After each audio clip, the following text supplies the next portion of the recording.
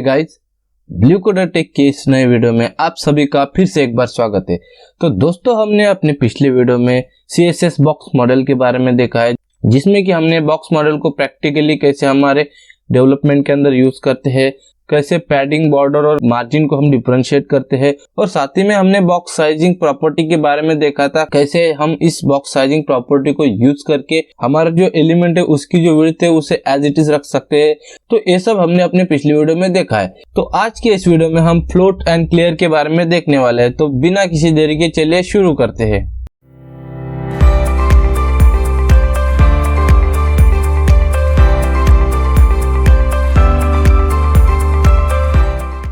तो alright guys, आज की वीडियो के लिए मैं नई फाइल बनाऊंगा css9.html नाम से, और उसके अंदर सबसे पहले एक बॉयलर प्लेट चढ़ा दूंगा और यहाँ पे टाइटल लिख दूंगा फ्लोट एंड क्लियर।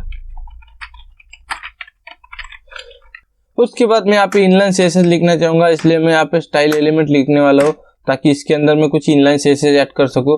और उसके बाद मैं यहाँ पे एक h1 लेने वाला हूँ, जिसके अंदर मैं फ्लोट एंड क्लियर फिर से लिखने वाला हूँ,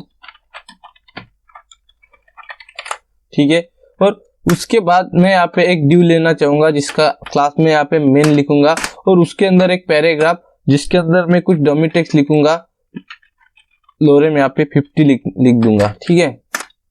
और इसे सेव करता हूँ और हमारे जो लाइव सर्वर है इसे रिस्टार्ट करूंगा, तो हमें हमारा आउटपुट यहाँ पे शो कर रहा है। मैं इसे क्लोज कर दूंगा। अब इस फ्लोट एंड क्लियर को देखने के लिए मैं सबसे पहले हमारे कोड के अंदर हमारा जो पैराग्राफ है उसके ऊपर मैं यहाँ पे एक div लेने चाहूंगा, जिसका नाम मैं यहाँ पे रेड div लिख दूंगा, और उसके बाद एक और div लेना चाहूंगा जिसका नाम मैं यहाँ पे ब्लू div लिख दूंगा। और सबसे पहले हमारा जो ये मेन div है इसे मैं कुछ स्टाइलिंग देना चाहूंगा, तो उसके लिए मैं सिंपली यहाँ पे डॉट मेन लिखूंगा और उसके अंदर मैं कुछ स्टाइलिंग दे दूंगा। यहाँ पे जैसे हाइट लिख दूंगा मैं यहाँ पे 500 पिक्सल। उसके बाद विड्थ लिखूंगा 800 पिक्सल, और उसे मैं कुछ बैकग्राउंड कलर देना चाहूंगा, जैसे फिलहाल यहाँ पे एक्वा लेने वाला हूँ, कोई भी हम बैकग्राउंड कलर ले सकते हैं। उसके बाद मैं यहाँ पे बॉर्डर दे दूंगा जैसे 1 पिक्सल सॉलिड, फिलहाल ब्लैक ही लेता हूँ, बाद में हम इसे और भी अच्छे स्टाइलिंग कर सकते हैं हमारे डिव टूल के जरिए। और बॉर्डर के साथ साथ में कुछ यहाँ पे बॉर्डर रेडियस भी देना चाहूंगा, 5 पिक्सल की लेने वाला हूँ। अब जैसे सेव करता हूँ तो हमें यहाँ पे हमारा आउटपुट कुछ ऐसे हमें दिखाई दे रहा है। अब ये जो ब्लू कलर है वो ऑब्वियसली मुझे कुछ अच्छा नहीं दिख रहा है, तो इसे मैं गूगल क्रोम डेव टूल के जरिए मैं यहाँ पे इसे अच्छे सेट करने वाला हूँ। तो यहाँ पे मैं क्लिक करूंगा और कुछ लाइट सा कलर यहाँ पे लेने वाला हूँ जो कि दिखने में अच्छा लगे। हाँ, ये कलर मैं यहाँ पे लेने वाला हूँ, ठीक है। और इसे सेव करता हूँ तो ये कलर हमारा रिफ्लेक्ट हो गया है। अब इसके बाद मैं चाहता हूँ कि ये हमारा जो कंटेंट है वो पूरा सेंटर में आ जाए, तो उसके लिए मैं सिंपली सबसे पहले ये जो हमारा फ्लोट एंड क्लियर का जो हेडिंग है इसे मैं यहाँ पे कुछ स्टाइलिंग दे दूंगा। जैसे यहाँ पे मैं इसकी जो अलाइनमेंट है उसे सेंटर करना चाहता हूँ, और इसे मैं कुछ यहाँ पे कलर देने वाला हूँ, जैसे ब्लू कलर यहाँ पे फिलहाल देने वाला हूँ, और सेव करता हूँ। तो ये हमारा जो एलिमेंट है वो सेंटर में आ गया। अब ये जो div है हमारा, इसे सेंटर में लेने के लिए क्या किया जाए, जैसे हमने इस टेक्स्ट को तो सेंटर में कर लिया, क्योंकि हमें यहाँ पे टेक्स्ट को सेंटर करने के लिए हमारे पास एक प्रॉपर्टी थी टेक्स्ट अलाइन सेंटर नाम से। अब इस div को अगर हमें यहाँ पे सेंटर में लेना है तो उसके लिए यहाँ पे हमारे जो ये मेन div है वहां पे हमें यहाँ पे मार्जिन लिखना पड़ेगा, और मार्जिन के अंदर हमारे जो फर्स्ट वैल्यू होती है वो वर्टिकल वैल्यू होती है, उसे हम 10 पिक्सल यहाँ पे दे देंगे। और उसके बाद जो हमारी हॉरिजॉन्टल वैल्यू है उसे यहाँ पे इक्वली विड्थ देने के लिए मैं यहाँ पे ऑटो लिख दूंगा। अब इस ऑटो की मदद से हमारी जो मार्जिन है वो दोनों साइड्स में इक्वली यहाँ पे डिस्ट्रीब्यूट हो जाएंगी, और हमारा जो ये कंटेंट है उसे अगर मैं सेव करता हूँ और हमारा जो कंटेंट है प्रॉपरली सेंटर में आ जाएगा इक्वली। अगर मैं यहाँ पे इंस्पेक्ट करता हूँ तो ये जो ड्यू है हमारा ये दोनों तरफ से हमें प्रॉपरली सेंटर में यहाँ पे दिखाई दे रहा है। अगर आप इस बॉक्स मॉडल के अंदर भी देखोगे तो हमको यहाँ पे ऊपर और नीचे से 10 पिक्सल की हमें विड्थ दिखाई दे रही है, जो कि हमने खुद से डाली थी और उसके बाद हमने ऑटो लिखा था। तो जैसे हमने ऑटो लिखा, इसने दोनों साइड से इक्वली विड्थ यहाँ पे दे दी है। तो आप देख सकते हो हमारा जो ड्यू एलिमेंट है वो प्रॉपरली सेंटर में यहाँ पे आ गया है। अब उसके बाद जैसे हमने यहाँ पे मार्जिन दिए उसी तरह हम यहाँ पे कुछ पैडिंग दे देंगे, ताकि ये जो हमारा टेक्स्ट है वो यहाँ पे अंदर सरक जाए और इसके बीच में हमें थोड़ी सी गैप यहाँ पे दिखाई दे। इसके लिए मैं यहाँ पे ज्यादा पैडिंग ले लूंगा।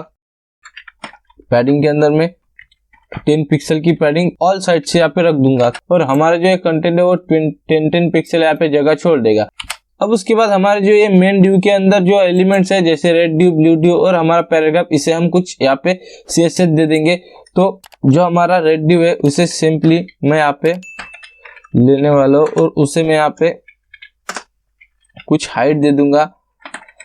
हाइट यहाँ पे 200 पिक्सल लिखूंगा और जो विड्थ है उसे यहाँ पे 300 पिक्सल लिखूंगा और यहाँ पे इसका जो बैकग्राउंड कलर है उसे मैं रेड कर दूंगा, क्योंकि हमने यहाँ पे रेड कलर उसका नाम दिया है।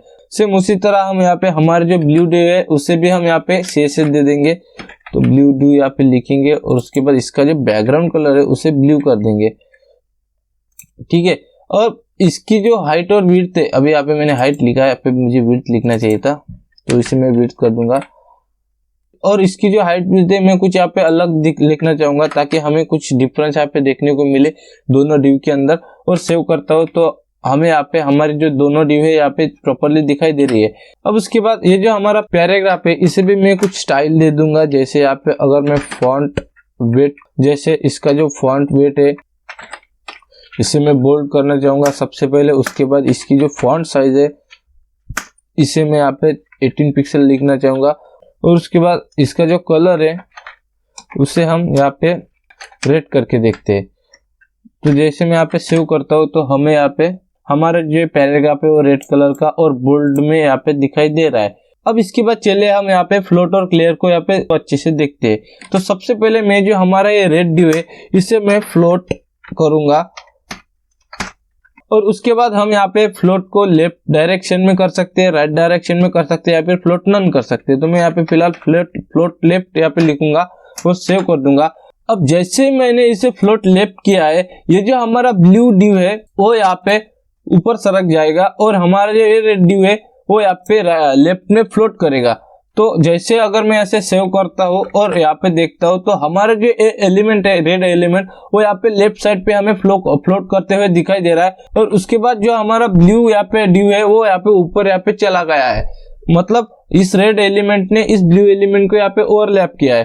तो जैसे मैं अगर इस रेड एलिमेंट की जो ओपेसिटी अगर कम करता हूँ तो और सेव करता हूँ तो आप यहाँ पे क्लियरली देख सकते हो इसने रेड और ब्लू का मिक्सचर कुछ यहाँ पे हमें ऐसा कुछ दिखाई रहा है, मतलब इस रेड ड्यू ने यहाँ पे इस ब्लू ड्यू को ओवरलैप कर दिया है। तो इस तरह से हम फ्लोट को यहाँ पे लिख सकते हैं। तो इसे मैं वापस से रेड कर दूंगा। अब जैसे हमने इस रेड ड्यू को फ्लोट किया है उसी तरह हम इस ब्लू ड्यू को भी यहाँ पे फ्लोट करेंगे। तो ये जो हमारा ब्लू ड्यू है वो यहाँ पे लेफ्ट में शिफ्ट हो जाएगा और हमारे ये जो कंटेंट है वो उसके बाद यहाँ पे आ जाएगा, मतलब जितनी भी यहाँ पे स्पेस है उस स्पेस के अंदर हमें ये जो पैराग्राफ है हमें शो करेगा। अब मैं इस ब्लू एलिमेंट को कुछ अलग से यहाँ पे फ्लोटिंग देना चाहता हूँ, तो मैं यहाँ पे राइट लिखूंगा और जैसे मैं यहाँ पे राइट लिखता हूँ तो ये जो हमारा रेड एलिमेंट है वो लेफ्ट में शिफ्ट हो गया, ब्लू एलिमेंट है वो जो राइट में शिफ्ट हो गया और उसके बीच में हमें यहाँ पे हमारा जो ये पैराग्राफ है वो यहाँ पे शो कर रहा है, मतलब इन दोनों ड्यू ने हमारे इस पैराग्राफ को यहाँ पे ओवरलैप कर दिया है। तो यही काम है हमारा फ्लोट का। हमारी जो फ्लोट प्रॉपर्टी है वो हमारे एलिमेंट को किसी पर्टिकुलर साइड में हमें फ्लोटिंग प्रोवाइड करता है और उसके बाद जो भी हमारे आने वाले एलिमेंट होते हैं उसे हमारे ये जो फ्लोटिंग एलिमेंट है वो ओवरलैप करते हैं और वो यहाँ पे हमारे जो फ्लोटिंग एलिमेंट है उसके बीच साइड में हमें यहाँ पे शो करते हैं। तो यहाँ पे हमें फ्लोटिंग का एडवांटेज ऐसा मिलता है कि हम यहाँ पे किसी भी एलिमेंट को यहाँ पे किसी डायरेक्शन में फ्लोट कर सकते हैं। बट इसमें दिक्कत क्या आ रही है, इसमें दिक्कत हमें ओवरलैपिंग क्या आ रही है। तो हम चाहते हैं कि हमारे जो वेबसाइट के अंदर जितने भी एलिमेंट है उसमें से कुछ एलिमेंट की जो ओवरलैपिंग है उसे हम प्रिवेंट करें और उसकी जो फ्लोटिंग है उसे हम क्लियर करें। तो उसके लिए सिंपली हमें यहाँ पे क्लियर प्रॉपर्टी को यूज करना पड़ेगा। तो मैं यहाँ पे, अगर आप यहाँ पे देखोगे तो यहाँ पे मैं इसे फ्लोट को यहाँ पे कमेंट कर दूंगा और सेव करूंगा, तो हमारा जो रेड ड्यू है वो ब्लू ड्यू के साथ ओवरलैप हो गया है और हमारा ब्लू ड्यू इस रेड ड्यू के पीछे हमें यहाँ पे शो कर रहा है। तो मैं चाहता हूँ कि ये जो हमारा ब्लू ड्यू है वो ओवरलैपिंग से बचे, और इसने जो है यहाँ पे रेड ड्यू को प्रॉपर्टी दी है फ्लोट प्रॉपर्टी, तो मैं इसे प्रिवेंट करूँ तो उसके लिए मैं सिंपली इस ब्लू ड्यू के अंदर यहाँ पे मैं यहाँ पे क्लियर प्रॉपर्टी लिखूंगा, जैसे क्लियर यहाँ पे लिखूंगा। अब यहाँ पे क्लियर के अंदर हमें यहाँ पे 3 प्रॉपर्टी देखने को मिलेंगी, जैसे लेफ्ट, राइट और बोथ। अब ये जो वैल्यूज है हमें बताता है कि हमें हमारे ये जो एलिमेंट है इसे फ्लोटिंग से कौन से साइड से बचाना है। तो हमने यहाँ पे रेड ड्यू को फ्लोटिंग लेफ्ट दिया है, तो ऑब्वियसली हम यहाँ पे हमारी जो ये ड्यू है इसे लेफ्ट साइड से यहाँ पे इसकी फ्लोटिंग क्लियर करनी है। तो मैं जैसे यहाँ पे लेफ्ट लिखूंगा और सेव करूंगा तो हमारा ये जो ब्लू एलिमेंट है वो हमारे रेड एलिमेंट के नीचे हमें शो कर रहा है, मतलब कि हमने इस ब्लू ड्यू एलिमेंट की जो फ्लोट प्रॉपर्टी उसे हमने यहाँ पे क्लियर कर दिया है। अब मैं इसकी जो क्लियर प्रॉपर्टी है उसे मैं यहाँ पे कमेंट करता हूँ और हमारा जो फ्लोट राइट है इसे अनकमेंट करता हूँ और सेव करता हूँ। अब मैं जो ये क्लियर प्रॉपर्टी ये हमारे पैराग्राफ को देना चाहता हूँ, तो मैं अगर यहाँ पे क्लियर राइट लिखता हूँ और सेव करता हूँ तो हमारा जो पैराग्राफ है वो राइट फ्लोटिंग वैल्यू से प्रिवेंट होगा, और हमने यहाँ पे हमारे जो राइट साइड की जो फ्लोटिंग प्रॉपर्टी उसे हमने क्लियर कर दिया है। अब इसके बाद अगर मैं यहाँ पे दोनों साइड से इसे क्लियर करना चाहता हूँ तो उसके लिए मैं यहाँ पे बोथ लिख दूंगा, मतलब कि हमारे एलिमेंट के अंदर जितने भी फ्लोटिंग प्रॉपर्टीज आए उन्हें हम दोनों साइड से यहाँ पे क्लियर करते जाए और सेव कर दूंगा। तो हमारा जो पैराग्राफ है वो दोनों साइड से यहाँ पे उसकी जो फ्लोटिंग है उसे हमने क्लियर कर दिया है। तो आई होप आपको फ्लोट एंड क्लियर के बारे में अच्छे से पता चला होगा। अब इसके बाद मैं एक और एग्जांपल यहाँ पे लेना चाहता हूँ, जैसे अगर मैं यहाँ पे इन सबको कमेंट करता हूँ, ठीक है। तो ऑलराइट गाइज, मैंने हमारे जो प्रीवियस CSS है और प्रीवियस हमारे जो ये एलिमेंट्स है इसे यहाँ पे हमने कमेंट कर दिया है, और उसके बाद मैंने यहाँ पे कुछ ड्यू लिए जिसके हमने अलग अलग कलर के क्लास के नेम से यहाँ पे हमने यहाँ पे डिफाइन करा है, और उसके बाद उसे हमने यहाँ पे कुछ हाइट और विड्थ दिया 100 पिक्सल की और एक बॉर्डर दिए, और उसके बाद उन क्लास नेम को उनके पर्टिकुलर कलर से यहाँ पे बैकग्राउंड कलर दे दिया है। तो हमारा जो हमारा आउटपुट है हमें कुछ ऐसा दिखाई दे रहा है, हमें यहाँ पे कुछ 5 बॉक्सेस यहाँ पे दिखाई दे रहा है। अब इस फ्लोट एंड क्लियर को अच्छे से समझने के लिए मैं यहाँ पे फ्लोट अगर लेफ्ट लिखता हूँ, फ्लोट लेफ्ट लिखता हूँ, और मैं यहाँ पे फिलहाल सेव नहीं करूंगा। अब यहाँ पे हमें 5 बॉक्सेस दिखाई दे रहे हैं। अब जैसे मैं इसे सेव करूंगा तो ये जो हमारा ब्लू बॉक्स है वो यहाँ पे ऊपर चला जाएगा। उसी के बाद यहाँ पे जो हमें ग्रीन बॉक्स दिखाई दे रहा है वो यहाँ पे ब्लू बॉक्स की जगह आ जाएगा। उसके बाद येलो ग्रीन की जगह, और ये जो पिंक है वो येलो की जगह आ जाएगा, और ये जो हमारा ब्लू बॉक्स है इसके अंदर छुप जाएगा, मतलब कि ये जो रेड बॉक्स है ये ऑब्वियसली ब्लू बॉक्स से आपके ओवरलैप करने वाला है। तो जैसे मैं अगर यहाँ पे सेव करता हूँ तो आप देख सकते हो जैसे मैंने कहा था हमारे इस रेड बॉक्स ने यहाँ पे ब्लू बॉक्स को ओवरलैप कर दिया है, और ये तीनों जो बॉक्सेस है वो यहाँ पे ऊपर शिफ्ट हो गए हैं।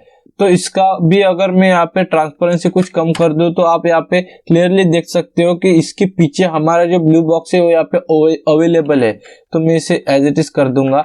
अब जैसे मैंने यहाँ पे रेड को फ्लोटिंग दी है उसी तरह मैं यहाँ पे ब्लू को भी फ्लोटिंग दे दूंगा। तो हमारा जो ये ड्यू है वो यहाँ पे रेड के बगल में यहाँ पे हमें लेफ्ट साइड के अंदर फ्लोटिंग होता हुआ दिखाई देगा, और उसके बाद जो हमारा ग्रीन कलर का जो बॉक्स था वो यहाँ पे रेड के पीछे चला गया है। तो जैसे मैं अगर इन सबको अगर फ्लोट लेफ्ट करता जाऊंगा तो ये जो हमारे बॉक्सेस है वो यहाँ पे एक के बाद एक शिफ्ट होते जाएंगे, और हमारे जो नेक्स्ट बॉक्सेस है वो यहाँ पे एक एक पोजीशन से ऊपर चले जाएंगे। तो मैं यहाँ पे इन सबको फ्लोटिंग लेफ्ट करने से अच्छा मैं इन सब बॉक्सेस को फ्लोटिंग लेफ्ट कर दूंगा।